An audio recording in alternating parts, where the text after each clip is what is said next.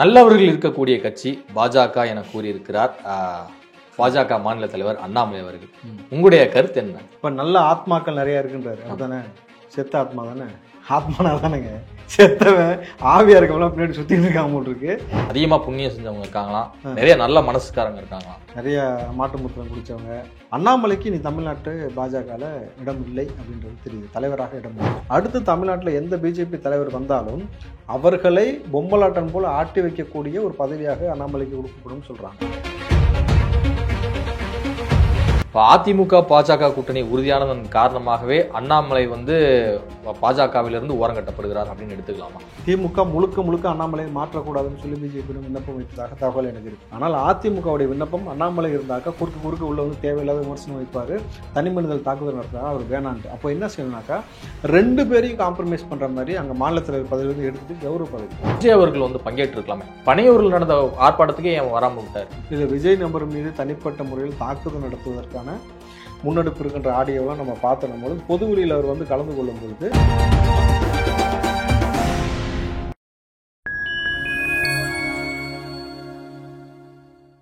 Fine time media நேயர்களுக்கு வணக்கம். நான் உங்கள் செங்கதுவன். நம்ம சிறப்பு நிகழ்ச்சியில் நம்மோடு இணைந்திருக்கிறார் காங்கிரசின் ராவுத்தர் இப்ராஹிம் அவர்கள். வணக்கம். வணக்கம். எப்படி சார் இருக்கீங்க? நலமா இருக்கு. தமிழக வெற்றி கழகத்தின் தலைவர் விஜய் அவர்களுக்கு ஒய் பிரிவு பாதுகாப்பு வழங்க மத்திய உள்துறை அமைச்சகம் ஒப்புதல் வழங்கியிருந்தது. தற்போது அந்த ஒய் பிரிவு பாதுகாப்பு என்பது நடைமுறைக்கு வர இருக்கு, அமலுக்கும் வந்துருச்சு. இன்னையிலிருந்து 24 மணி நேரமும் மத்திய ரிசர்வ் கமாண்டோக்கள் பார்த்தீங்கன்னா விஜய் அவர்களுக்கு பாதுகாப்பு வழங்க இருக்காங்க, முழுமையான பாதுகாப்பு ஒய் பிரிவுல. இதை எப்படி பார்க்குறீங்க? விஜய் அவர்களுக்கு கொடுக்கப்பட்ட ஒய் பிரிவு பாதுகாப்பு, இதை கூடுதலாக நீங்கள் என்ன பண்ணணும்னாக்கா, திமுக எதிர்த்துட்டா கல்லறை உனக்கு கன்ஃபார்ம்னு சொன்னார்ல ஆர்எஸ் பாரதி, அவரை வாயிலே கொண்டு போய் வழக்கு போடணும். புரியுதுங்களா உங்களுக்கு? நீங்கள் சிவாஜி கிருஷ்ணமூர்த்திக்கு இணையாக 2 பேரும் மாறி பேர். சிவாஜி கிருஷ்ணமூர்த்தி விஜய் அவர் திமுக எதிர்த்துனா செத்து போயிடுவேன்றது அவன் பேசியிருக்கிறான், பொது மேடைகளில் பேசின விஷயம், உனக்கு சாவு நிச்சயம் அப்படின்ட்டு. இந்த பக்கம் பார்த்தீங்கன்னாக்கா கல்லறை உனக்கு கன்ஃபார்ம் ஆயிடுச்சு அப்படிங்கிறாரு. அப்புறம் ஏன் கலைஞருக்காருன்னு செத்தாரு? அன்பழகனோ கலைஞரோ ஏன் செத்தாங்க? பகுத்தறிவாளர்கள் பேசக்கூடிய பேச்சா இது? பிறப்பு இறப்பு என்பது உறுதி செய்யப்பட்ட ஒன்று. ஆனால் இதில் இவர்கள் இப்படி முட்டாள்தனமாக பேசிக் கொண்டிருக்கிறார்கள். இன்றைக்கு ஒய் பிரிவு பாதுகாப்பு கொடுத்துட்டாங்கன்னா இதற்கு மேலே விஜய் அவர்கள் களத்தில் இறங்கி விளையாடக்கூடிய வேலைக்கு இது பெரிதும் உதவும்.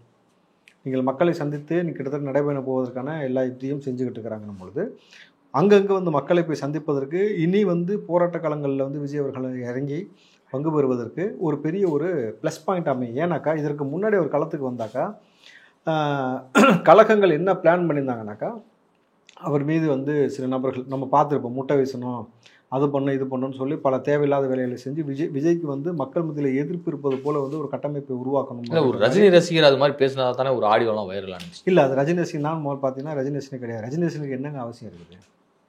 அவர் அரசியல் இருந்தார்னா இது நீங்கள் சொல்வதை ஏற்றுக்கொள்ளலாம். ரஜினி அரசியலே கிடையாது, அவர் ஒதுங்கிட்டார். இது அந்த போர்வையில் ரஜினியை உள்ள இழுத்து கோர்த்து விடுறது. இவங்களுக்கு எப்பயுமே நேரடியாக சண்டை செய்வது இவர்களுடைய பழக்கமே கிடையாது. நல்லா புரிஞ்சுங்க.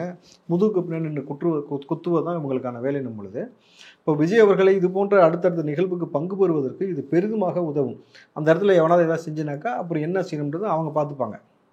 கையில் துப்பாக்கி இருக்குது, காவல்துறை இருக்குது, அதுக்கு மீது எந்த மாதிரியான அடக்குமுறைகளையும் எதிர்கொள்வதற்கு தயாராக இருப்பாங்கன்னும் பொழுது ஸோ விஜய் 25 நாளில் முடிச்சுட்டு திமுகவை முடிக்கிறதுக்கு ஒரு வேலை செய்யறதுக்கு போகிறார் இல்லையா, அதற்கு இது பெரிதும் உதவும்னும் பொழுது உள்ளபடி இது வரவேற்கத்தக்க விஷயம்.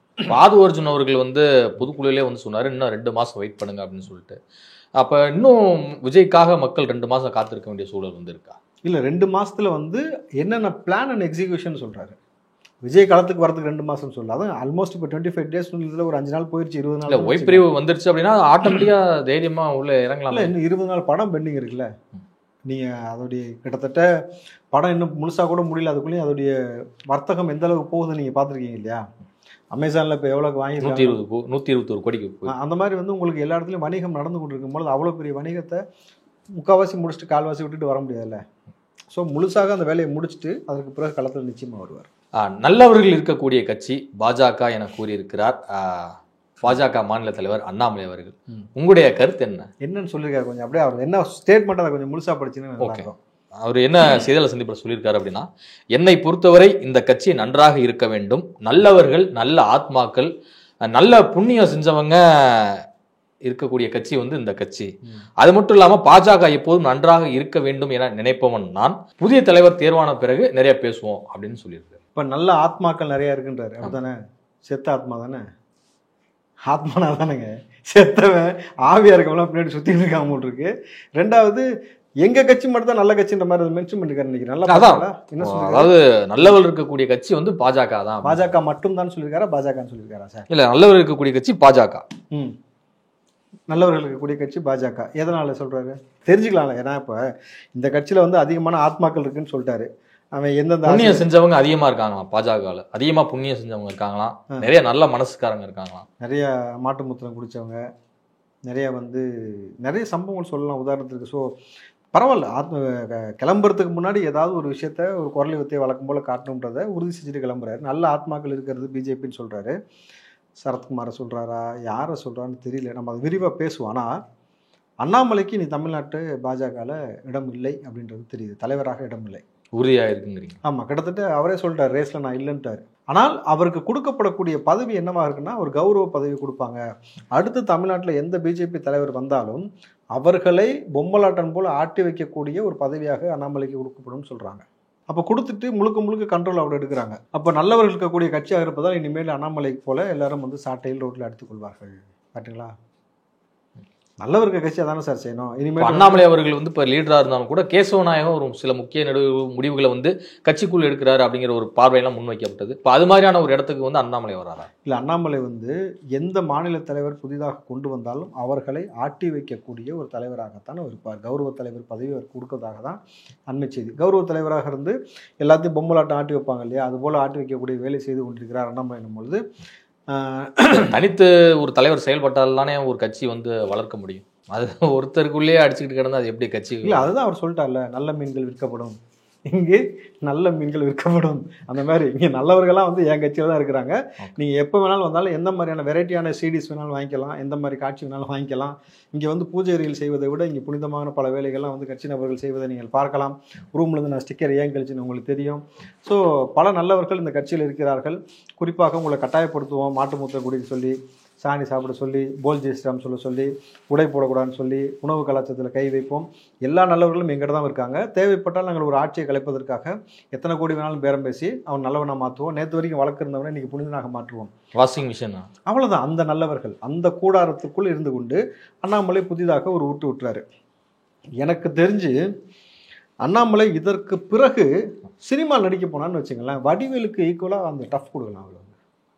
அவ்வளோ பெரிய ஹியூமர் பண்ணுறாரு. சீரியஸா இப்போ நீங்கள் எல்லாம் யோசிச்சு பாருங்கள். இதெல்லாம் பாருங்கள், நீங்கள் அவர் அடித்த ஆட்டத்தை டான்ஸ் ஆனதால் நீங்கள் பார்த்தீங்கன்னா சட்டையாவத்து போட்டு அடிச்சுக்கிட்டதெல்லாம், அதுலேருந்து சூவை கையில் தூக்கி சுற்றுனதுலேருந்து நல்லவர்கள்லாம் எங்கள்கிட்ட தான் இருக்காங்க, நல்ல மீன்கள் விற்கப்படும்ன்ற மாதிரி அண்ணாமலைக்கு இன்னைக்கு வந்து சந்தானம் காமெடி பண்ணுறது விட்டாப்புல, ஹீரோவா வண்டிக்கு போயிட்டார். ஆமாம், வடிவேலுக்கும் இப்போ வந்து பெரிய லெவலில் மார்க்கெட்டில் இப்போ அண்ணாமலை போனார்னா அந்த இடத்தை தக்க வைப்பதற்கு பெரிய வாய்ப்பு இருக்கிறது. சூப்பராக அவர் போய் ஷைன் பண்ணலாம். சீரியஸாக சொல்கிறேன். ஐபிஎஸ் படித்தவர் தன்னை வந்து ஒரு பெரிய தலைவராக நினைச்சிட்டு இருக்காரு. என்னங்க ஏங்க சினிமாவில் நடிச்சு நாட்டான் இருக்காங்க, நீங்கள் என்ன விளையாட்டு எடுத்துக்கிட்டு இருக்கிறீங்க? கரெக்டுங்களா இல்லையா? அப்போ அண்ணாமலைக்கு நடிப்பதற்கும் தகுதி இல்லைன்ற மாதிரி நீங்கள் சொல்கிறது பார்த்தா எனக்கு அப்படி தோணுது. கரெக்டுங்களா? உனக்கு நடிக்கவும் வராது, ஒழுங்கு அரசியல் பண்ணவும் வராது, உன்னையெல்லாம் வச்சுக்கிட்டு நாங்கள் வர்றோம். அவர் வந்து சில வாரங்களுக்கு முன்பு சில பேட்டிலாம் என்ன சொல்றாருன்னா, எனக்குன்னு ஒரு வாழ்க்கை இருக்குண்ணே, அந்த வாழ்க்கை வந்து என் ஊர்ல சொந்த ஊர்ல அரவக்குறிச்சியில ஆடு மாடு இது மாதிரி எவ்வளவோ இருக்கு, நான் அந்த ஒரு குறுகிய வட்டத்துக்குள்ள கூட நான் இருந்துக்குவேன், அதை பத்தி எனக்கு கவலை இல்லைண்ணே, பதவியெல்லாம் எனக்கு வெங்காயம் மாதிரி அப்படின்னு சொல்றாரு. இருக்க வேண்டியதானே, அப்புறம் என்ன வெங்காயத்துக்கு வந்த? உனக்குன்னு ஒரு வட்டம் இருக்கு, குறுகிய வாழ்க்கை இருக்குன்றீங்களா, போய் இருக்க வேண்டியதானே. ஏன் ஓசி சோறு சாப்பிட்டு நீங்கள் ஊருக்குள்ள உலாத்திட்டு இருக்கணும் சார்? நீங்கள் அரசியல் வந்தனால எவ்வளோ பேருக்கு கஷ்டம் புரியுது அவங்களுக்கு. உங்கள் நண்பர் 4 பேருக்கு சிரமத்தை ஏற்படுத்திருக்கீங்க. மாதம் கரண்ட் பில்லு, கார் பில்லு, அவன் எல்லா காசும் கொடுக்குற அளவுக்கு இந்த நல்லவர் சினிமாக்கள் போவதற்கு ஒரு வாய்ப்பு வேணும் என்றால் நான் கூட வாங்கி தரேன். நிறைய ப்ரொடியூசர் டைரக்டர் எனக்கு தெரியும். ஆனால் அவங்க ஆடிஷனில் வந்து நீங்கள் வந்து அதே மாதிரி சாட்டெலாம் வச்சு ஆடிலாம் காட்டணும். கரெக்டுங்களா? ஆடி காமிச்சிங்கன்னா செலக்ட் பண்ணுவாங்க. புறம் தள்ளுங்க, அவ்வளோதான் அண்ணாமலை இனிமேல். இப்போ அதிமுக பாஜக கூட்டணி உறுதியானதன் காரணமாகவே அண்ணாமலை வந்து பாஜகவிலிருந்து ஓரங்கட்டப்படுகிறார் அப்படின்னு எடுத்துக்கலாமா சார்? இதில் 2 விதமான விஷயம் இருக்குது சார். அண்ணாமலையை மாற்றக்கூடாது என்பது திமுகவுடைய விண்ணப்பம், அது தெரியுமா உங்களுக்கு? திமுக முழுக்க அண்ணாமலையை மாற்றக்கூடாதுன்னு சொல்லி பிஜேபியிடம் விண்ணப்பம் வைத்ததாக தகவல் எனக்கு இருக்கு. ஏங்க இவங்க எதிரும் புதிருமா இருக்கிறவங்க எப்படிங்க இவங்க வந்து அப்படி அரசியல் பண்ணுவாங்க? எதிரும் புதிரும் கிடையாது. இவங்களுக்கு என்ன பிரச்சனை வந்தாலும் அந்த நம்மளால உள்ள புந்து குரல் எடுத்து காட்டுவார். அதான் அண்ணாமலையோட வேலை. அதுக்கு தான் அண்ணாமலை பயன்படுத்திக்கிட்டு இருந்தாங்க. நல்லா யோசிச்சுங்க, ஒரு மாநில தலைவர் ஒரு பிரம்மாண்டமான வளர்ச்சி பொருளாதார ரீதியாகவும் வளர்ந்துருக்காருன்னு அவர் மீது ஒரு குற்றச்சாட்டு இருக்கு. விசாரணைக்கு உட்பட்டது. Subject verify. அவர் மக்கள் பிரதிநிதியாக கூட நான் ஆகலையே, எப்படி இது மாதிரி பொருளாதார குற்றச்சாட்டுகளை முன்வைக்கும்? இல்லை சார், அவர் பொருளாதார ரீதியாக மிக பிரம்மாண்டமாக வளர்ந்துருக்காங்கன்னு பல நபர்கள் இப்போ அரசியலுக்குள்ள குற்றச்சாட்டு வச்சிருக்காங்க. அந்த பணத்தை லண்டனில் அதுக்காக முதலீடு செய்ய போனான்லாம் குற்றச்சாட்டு கவனிச்சிருக்கீங்களா? ஸோ நான் அது ஒரு பக்கம் போய் கொண்டிருக்கிறது. அண்ணாமலையை பொறுத்த வரைக்கும் பார்த்தீங்கன்னாக்கா, இவர் வந்து தமிழ்நாட்டில் இருக்கக்கூடிய அரசியலை இங்கே இருக்கக்கூடிய பிரச்சனையை மடைமாற்றுவதற்கு அண்ணாமலை தேவைன்றது திமுகவுடைய விண்ணப்பம். ஆனால் அதிமுகவுடைய விண்ணப்பம் அண்ணாமலை இருந்தாக்கா குறுக்க உள்ள வந்து தேவையில்லாத விமர்சனம் வைப்பார், தனி மனிதல் தாக்குதல் நடத்துறாரு, அவர் வேணான்ட்டு. அப்போ என்ன செய்யணும்னாக்கா, 2 பேரையும் காம்ப்ரமைஸ் பண்ணுற மாதிரி அங்கே மாநில தலைவர் பதவி வந்து எடுத்துகிட்டு கௌரவ பதவி இவர்களை பொம்பலாட்ட மாதிரி ஆட்டி வைக்க அதிமுக காம்ப்ரமைஸ்டு. உங்களுக்கு கௌரவ தலைவராக வச்சிருக்கிறோம், நீ எப்போ வேணாலும் கூப்பிட்டு குரலை ஊற்ற காட்ட வச்சுக்கலாம். திமுகவுக்கு ஒரு அசைன்மெண்ட் அழகாக கொண்டு போயிட்டுருக்காங்க. ஏன்னாக்கா இன்றைக்கி இந்த வக்போட பிரச்சனை எவ்வளோ பெரிய பிரச்சனை போயிட்டுருக்கு. நீங்கள் வக்ப் மசோதாவுக்கு எதிர்த்து ஸ்டாலின் அவர்கள் பேசிட்டு சட்டமன்றத்தில் பேசிட்டு இன்றைக்கு நீங்கள் பார்த்தீங்கன்னாக்கா மோடி அடுத்து எந்த ஊருக்கு வராது தெரியுமா உங்களுக்கு? ராமேஸ்வரத்துக்கு வராது. அங்கே இருக்கக்கூடிய மசூதியில் அல்லாஹ் அக்பர்னு எழுதியிருக்கிறத அந்த மினோரால் அவ்வளோ பெரிய ஹைட்டாக இருக்கிறத போய் துணியை போட்டு சுற்றி மறைக்கிறாங்க. முத்துவேல்காரன் அது ஸ்டாலின் ஆட்சியில் நடக்கிறது. இந்த கேவலத்தை என்னன்னு சொல்கிறது நம்ம? நீ எங்களுக்கு துணையாக நிற்கிறியா, யாருக்கு துணையாக நிற்கிற? நீ மோடியை சந்தோஷப்படுத்துவதற்காக இது வேலை. இதே தான் வெளிநாட்டு அதிபர் வந்த பொழுது திரை சேலையிட்டு மறைச்சார் மோடி. ஞாபகம் இருக்கா உங்களுக்கு? ஏழைகளை யாரும் பார்த்துடக்கூடாதுன்னு சொல்லிட்டு அவரை சந்தோஷப்படுத்துறதுக்காக ஸ்டாலின் அவர்கள் இப்படி ஒரு விஷயத்தை செஞ்சுருக்காரு பொழுது நீ யாருக்கான நபர்னு ஒரு கேள்வி எங்களுக்கு எழுதலை. இன்னும் கூடுதலாக இன்னொரு செய்தியை பொருத்தி பாருங்கள். தமிழ்நாட்டில் RSS பிரம்மாண்ட வளர்ச்சி அடைஞ்சிருக்கு. யார் சொன்னாலும் உங்களுக்கு தெரியும். அப்போது எந்த அளவுக்கு இவர்கள் பிஜேபியோட இணக்கமாக போகிறார்கள், அண்ணாமலையை மாற்றக்கூடாதுன்னு சொல்லி போகக்கூடிய எல்லா வேலையும் செஞ்சுக்கிட்டு இருக்கிறாங்கன்னு பொழுது இதுதான் திமுக, இதுதான் பிஜேபி. தமிழக வெற்றி கழகத்தின் சார்பில் இன்றைக்கு தமிழ்நாடு முழுக்க நடத்தப்பட்ட இந்த வக்பு திருத்த மசோதாவிற்கு எதிரான ஆர்ப்பாட்டத்தில் வந்து பலர் கலந்து கொண்டாங்க. ஆனால் ஆர்ப்பாட்டத்தில் கலந்து கொண்ட பலர் வந்து பார்த்தீங்கன்னா கைதுக்கு பயந்து ஓடிய காட்சிகளையும் வந்து பார்த்தோம். ஏன் இது மாதிரி ஓடுறாங்க? அவங்க வந்து ஒரு கைதுக்காக சிறைக்கு போகிறாங்க அப்படின்னா மக்கள் நலனுக்காக உள்ளே போகிறாங்கன்னானே அர்த்தம். சரி, நல்லா ஏன் வழக்கு வாங்க பயமா? அரசியல் கட்சியை பொறுத்த வரைக்கும் அது வந்து ஒரு கார்ப்பரேட் கம்பெனி கிடையாது. மாதம் உனக்கு சம்பளம் கொடுத்துறேன், உன்னை சொபஸ்டிகேட்டாக பார்த்துக்கிறேன்னு சொல்லக்கூடிய அரசியல் கட்சி இங்கே கிடையாது. அப்படின்னும் பொழுது அவனுக்கு தனிப்பட்ட வாழ்க்கைன்னு ஒன்று இருக்குது. அவன் வந்து விஜய்க்காக உணர்வுபூர்வமாக வந்து நிற்கணும்னு வரான். ஆனால் அவர்கள் மீது நீங்கள் கைது செய்ய வழக்கு போடும் பொழுது அவன் வெளிநாட்டுக்கு போய் வேலை செய்கின்ற கனவுல இருப்பான், இல்லை வெளிநாட்டிலேருந்து இங்கே வந்திருப்பான், அடுத்தடுத்து அரசாங்க வேலைக்கு போகணுன்ட்டு இருப்பான். ஸோ இவர்கள் கைது செய்வதில் சும்மா கைது செய்ய மாட்டாங்க. கைது செய்து வழக்கு போட்டு அவரை அலக்கரிக்கக்கூடிய வேலை செய்வதற்கான எல்லா திட்ட வடிவும் இருக்கணும் பொழுது அந்த மாதிரி சில நபர்கள் அங்கே இருக்கும் பொழுது அங்கேருந்து விலகி போயிருப்பாங்க. இது நீங்கள் உங்கள் மேலேயே பல வழக்குகள்லாம் இருக்குது, போராட்டங்களுக்கெல்லாம் போயிருந்த வழக்கெல்லாம். ஸோ அப்படிலாம் பார்க்கும்போது அரசியலில் இதெல்லாம் வந்து ஒரு சாதாரண ஒரு விஷயம் தானே. வழக்கு என்பது பக்குவப்படுத்தும் தானே ஒரு அடுத்த கட்ட நகர்வுக்கு. அது தலைவனாக வரக்கூடிய நபர்களுக்கு எல்லா தொண்டர் மீதும் வழக்கு போட்டாக்கா பக்குவப்படுத்துமா? நீங்கள் திமுக இருக்கக்கூடிய ஒட்டுமொத்த தொண்டர்கள் மீதும் சும்மா வழக்கு போட்டு எவனாவது வருவான். சரி, இன்னைக்கு வெளிப்படையாக சேலஞ்ச் பண்ணுறேன். திமுக ஒரு கூட்டம் நடத்துனா திமுக வேற வரானா? இல்லை, மிஸ்ஸா பொடா தடன்னு எவ்வளோ வழக்குகளை பார்த்துருக்காங்களே, எத்தனையோ தொண்டர்கள் அரெஸ்ட் ஆகிருக்காங்க. சார் அது உருட்டு. ஸ்டாலின் சொன்ன மிஸ்ஸான்றதெல்லாம் உருட்டு. ஆனால் பல நபர்கள் அரெஸ்ட் ஆகிருக்காங்கன்றதெல்லாம் ஓகே. நான் சொல்கிறது இன்றைக்கு சமகாலத்தில் ஒரு கைது நடவடிக்கை நடக்குது. சிறை நிரப்பும் போராட்டத்தை வந்து தமிழ்நாட்டில் திமுக முன்னெடுத்திருக்கு, அதிமுக முன்னெடுத்திருக்கு, மதிமுக முன்னெடுத்திருக்கு, பாமக முன்னெடுத்திருக்கு, பல கட்சிகள் முன்னெடுத்திருக்காங்க. இதற்காக ஒட்டுமொத்த தொண்டர்களுமே அந்த ஆர்ப்பாட்டத்தில் ஒரு போராட்டத்தில் கலந்து கொண்ட அத்தனை பேருமே ஒரு 500 பேர் பார்ட்டிசிபேட் பண்ணாங்கன்னா 500 பேருமே சிறைக்கு போன சம்பவங்களை கூட நம்ம பார்க்குறோம். நடந்திருக்கு. இப்போ சிறைக்கு போவதனால வந்து என்ன பெரிய ஒரு மாறுதலை ஏற்படுத்தியிருக்க முடியும்னு நீங்கள் யோசிக்கணும் ப்ராக்டிக்கலாக. இப்போ இவங்க சிறைக்கு இவங்களை அனுப்புறதுனால இப்போ வக்ஃப் போர்டு மசோதாக்காக வந்து நீ போடப்பட்ட சட்டத்தை மோடி திரும்பி வாங்கிட போகிறாரா? கிடையாது. அவனுடைய எதிர்காலம் பாதிக்கப்படுது. அவன் அதுலேருந்து விலகி நிற்கணும்னு விரும்புகிறான். அவன் வந்து தன்னுடைய கோபத்தை ஆதங்கத்தை ஓட்டு மூலம் காட்டணும்னு நினைக்கிற மாதிரி போவான். நம்ம எல்லா கட்சியிலுமே இந்த சிக்கல் இருக்கும். எல்லா கட்சியிலுமே எல்லா நபருமே உடனே கைதாகி உள்ளே போவாங்க. ஏன்னா அவனுக்கான வாழ்வாதாரத்தை உறுதி செய்ய வேண்டிய வேலையும் இருக்கிறது பொழுது அவன் உளப்பூர்வமாக வரான். வழக்குன்னு வரும்பொழுது தேவையில்லாமல் நம்ம எதுக்கு இதெல்லாம் சந்திக்கணும்னு விலகி போகிறான். இது இயல்பாக எல்லா கட்சியிலும் இருக்கிறது தான்.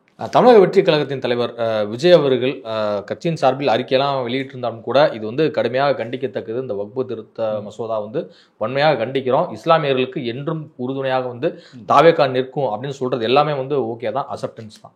ஆனால் அதே சமயம் ஏன் விஜய் அவர்கள் வந்து பங்கேற்றிருக்கலாமே? பனையூரில் நடந்த ஆர்ப்பாட்டத்துக்கே ஏன் வராமல் விட்டார்?